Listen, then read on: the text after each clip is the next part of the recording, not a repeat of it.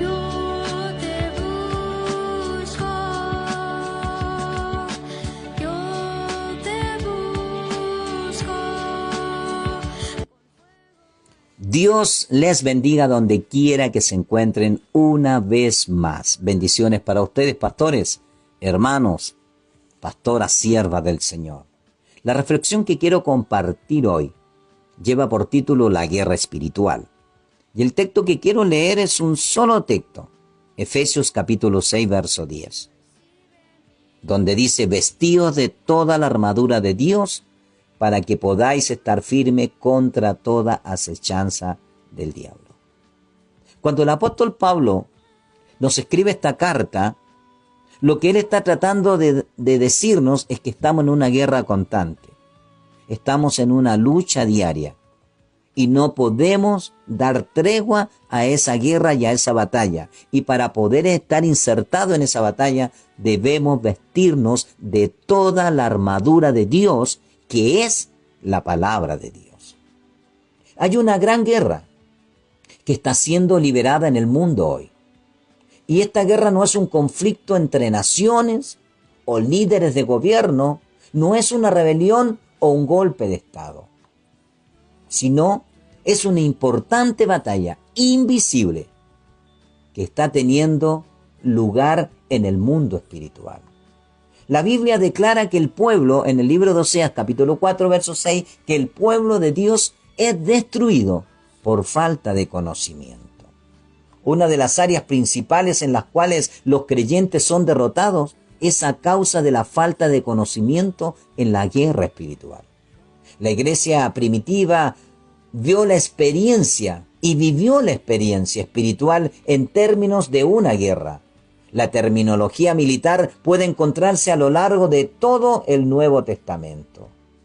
La protección que tuvieron aquellos era que se encontraba en la armadura de Dios, que es la palabra de Dios, que se comparó esa palabra con una espada. Ahora los ataques de Satanás fueron llamados dardos encendidos. La fe era la buena batalla, y los creyentes se les dijo que pelearan la buena batalla de la fe. La iglesia primitiva sabía que estaban comprometidos en un intenso conflicto espiritual. La misma batalla espiritual que ellos tenían en aquellos tiempos continúa hoy. Pero lamentablemente, en lugar de la iglesia de hoy estar combatiendo al enemigo, los creyentes están frecuentemente construyendo edificios de iglesias, produciendo dramas musicales, teniendo encuentros de confraternidad y lamentablemente peleándose unos con otros, mientras que la gran batalla espiritual está desatándose alrededor de ellos. Y es por eso que lamentablemente la iglesia no crece, no avanza. Escuché una palabra hace muy pocos días que decía un predicador: la iglesia que Dios estableció, lamentablemente no es la iglesia que hoy estamos viendo. Y es triste, y es una gran verdad. A la medida que el final de los tiempos se aproxima, es incluso más importante que los creyentes entiendan la guerra espiritual en estos tiempos, más que en los primeros días de la historia de la iglesia. El apóstol Pablo nos advirtió: también debes saber que en los últimos días vendrán tiempos peligrosos, según de Timoteo capítulo 3, verso 1. Vendrán tiempos peligrosos. ¿Y qué tiempo estamos viviendo? ¿Qué tiempo estamos viviendo hoy? Hoy no tenemos tiempo para llevarnos en eventos, en confraternidades y entretenernos dentro de la iglesia.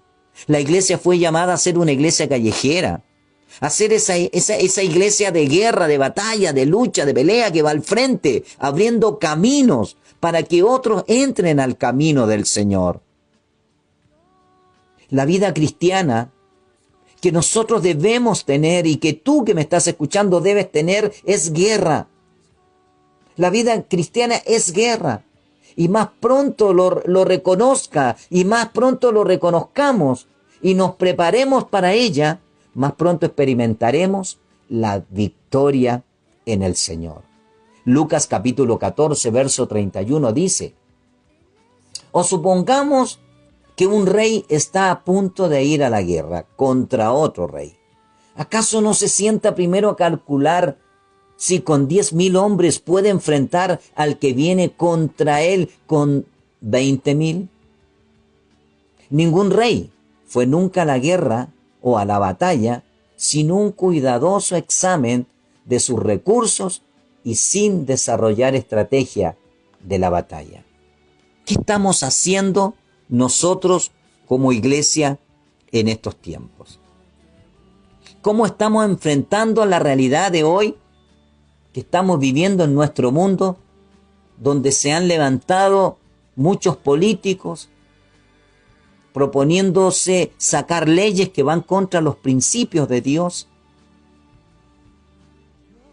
Con sacar leyes que van contra la moralidad, leyes que son blasfemas delante de Dios, leyes que van contra la negatividad de lo que Dios creó, sacando leyes para que hombres con hombres se casen, mujeres con mujeres se casen, leyes que son abominaciones en estos tiempos.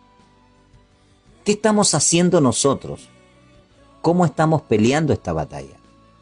Tú a lo mejor eres un simple hermano en la iglesia y te consideras que a lo mejor que no eres nada dentro de la iglesia. Pero si Dios te llamó para estar en la iglesia de Él, te llamó porque Él quiere que seas un soldado, Él quiere que seas una soldada de Cristo, para que te alistes en este ejército santo y pelees la buena batalla de la fe.